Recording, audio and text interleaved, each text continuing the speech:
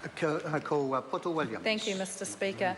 I just want to add a bit of a contribution to this discussion on the financial assistance for live organ donors. I want to congratulate the member for having this bill pulled from the ballot and actually all stages of the bill now traversing through the House. And it is an important aspect of a parliamentarian's life, I guess, to have a bill in your name actually pass through the House, and congratulations to him on that. Mr. Speaker, in the past contributions on this bill, I've referenced a friend of mine, Kathy Jacobs, who was actually on a waiting list for a kidney several years ago. Unfortunately, she wasn't able to take advantage of having a transplant, and she passed away some years ago. But we had many conversations about why it was that our donor rates in this country were so low.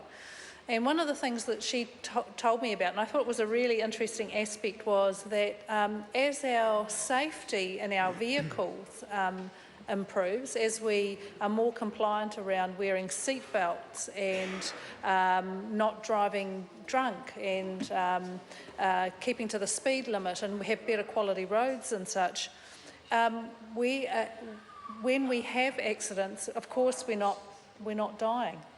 Our death rates on the roads have reduced, and that's one of the reasons why there aren't a lot of donors from people who have been deceased. So in one aspect, it's perverse, I guess, in one way, but an aspect of our increasing safety on our roads has partly contributed to the need to actually have live organ donors as opposed to those who are deceased.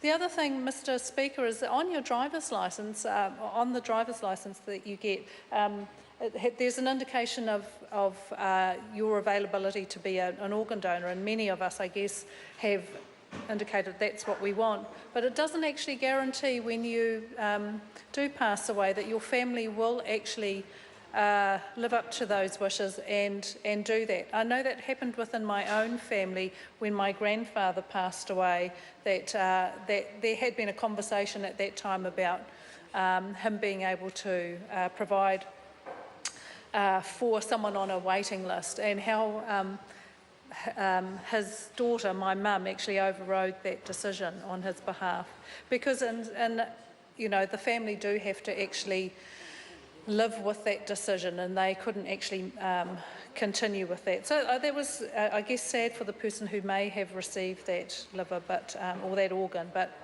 definitely decisions happen once you're deceased that you have no control over. As has already been suggested, this legislation, when it came to the Health Select Committee, was vastly different from the piece of legislation which was now going to pass at its third reading. And although some members have been a little critical, it was actually a great exercise in being able to look at all of the aspects of this particular scenario and make sure we covered off as many of them as we could, because we did not want to place any barriers in the way of this proceeding for people to actually be encouraged to be donors. And given the low numbers of donations anyway, we knew that in terms of financial implications to the government, that it wasn't going to be huge. So it gave us an opportunity to really craft a piece of legislation that covered off many things.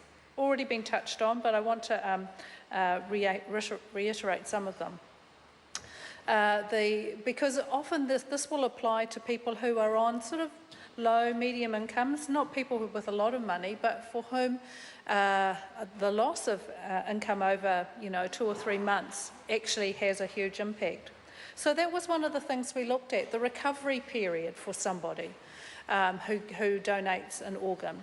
And we set that at about 12 weeks. We felt that most people, I think, recover in between 6 and 10 weeks, but there are some times when you might need a little bit more time to help yourself recover. But that also has been built in a certain amount of discretion should the recovery not go as well as you expect. There is a certain amount of discretion within that. The other thing that we looked at was We took a lot of our references from what happens within the ACC legislation, because that is a good model to start from. But we also looked at those people who may be on benefits and their ability to transition from having a benefit back onto ACC or onto other benefits, that they would not be disadvantaged by this, and they would not have to go through the process of having to reapply, because that often has implications with regards to stand down, or with regards to having to connect work and income, for example, with documentation or certificates or the like.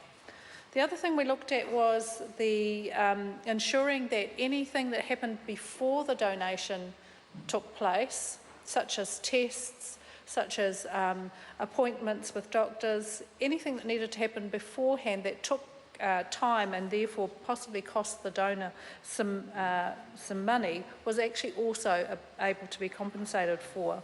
And any discretionary earnings that that donor might then forfeit, by application to the Director General, that they were able to actually have those compensated as well.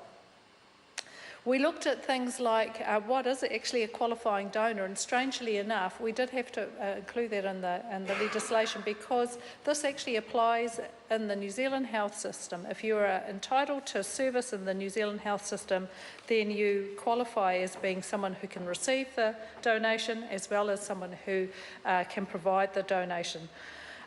We looked at as I said, recuperation periods. We looked at entitlements under job seeker benefits and made sure there was no impact for loss of earnings. And we also made sure that there was a process within the legislation to challenge any decisions, particularly around revocation or revision. Mr. Speaker, it's a good bill. I think it warranted the amount of time and effort that this Health Select Committee took to make sure we got all those aspects in there. I'm pleased for Mr. Bishop to have this bill passed, and I'm sure he will enjoy putting his name to that, and we'll celebrate this afternoon. And on that note, I commend the bill to the House. Speaker.